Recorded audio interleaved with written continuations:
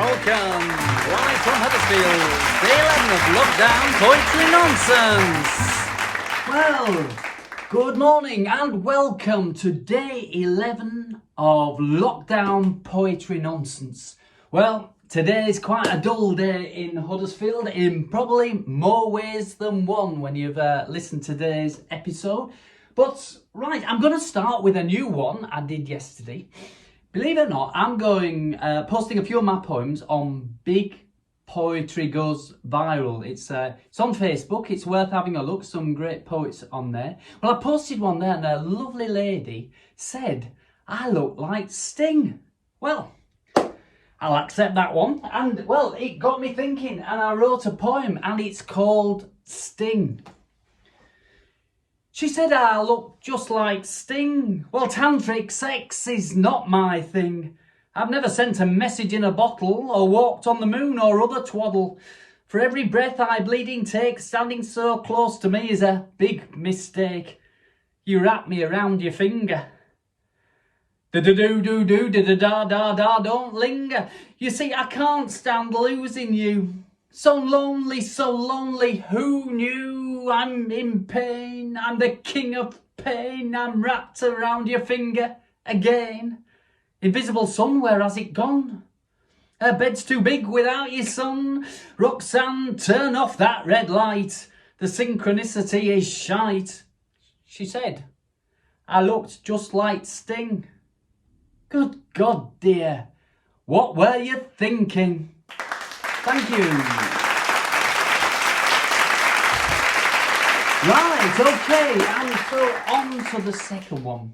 This poem was written back in 2019 and it was about getting through to call centres. Now, to be fair, you know, you've got to sympathise or empathise with call centres at the moment with obviously shorter staff and it's almost impossible to get through. So I guess this one's still relevant. I feel a little bit mean taking the pee out of call centre staff, but I'm going to do it anyway, and it's called IVR Blues.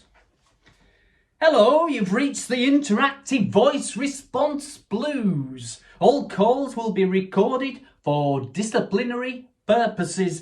Doesn't matter which of the following numbers you choose, they will be put through to our terrible services. Now, let me ask you questions for our security. It helps if you've recently done your family history. Tell me, what was your mother's favourite maiden over? Thank you. Now, did you ever go to a school in Dover? Okay, tell me the name of the first girl you called pet and the third digit of the password you always forget. Oh, well done you. You've now passed security. We'll put you on hold for the rest of eternity. Your call is so very unimportant to us. Who wants to hear about all your fuss? Well, anyway, here's some Fleetwood Mac. On our tea break, we'll answer when we get back. To let us know who's best placed not to deal with you, please press 1, 2 or 3. We don't give a toss, you won't get through. Eventually someone will answer, you see. I'm terribly nonplussed about your weight. Now, just for security, can you tell me the date and the hour of when you were born, plus the 83 digits on the card would be great. Hello, my name is VJ. Sorry, I mean Sean. How can I make your life a misery today?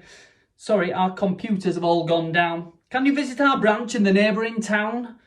Anything else I can't help you with today? Before you go, can you complete our survey? You'll be asked to mark us between 10 and 9. A wonderful big fat bonus will then be all mine. Goodbye. Well, there you go. That's IVR for you. Thank you. Right, and for the last poem, Leslie's always dragging me off to do different exercise classes. And one day she decided, following in the likes of Ryan Giggs and people like that who do yoga, to take me to a yoga class. And I wrote this one, and it's called I Feel Like Stretch Armstrong. I feel like Stretch Armstrong, a bit of yoga. It didn't take long to get into positions not natural. It seemed at first very irrational, to do a downward facing dog, breathing easy to clear the fog. Things got tough, I became a worrier. Aching limbs, I became even sorrier. Struggling to bounce on my mat, thinking where to place my fat. That I'd even bothered to turn up at all. She said it'd be good, I would have a ball.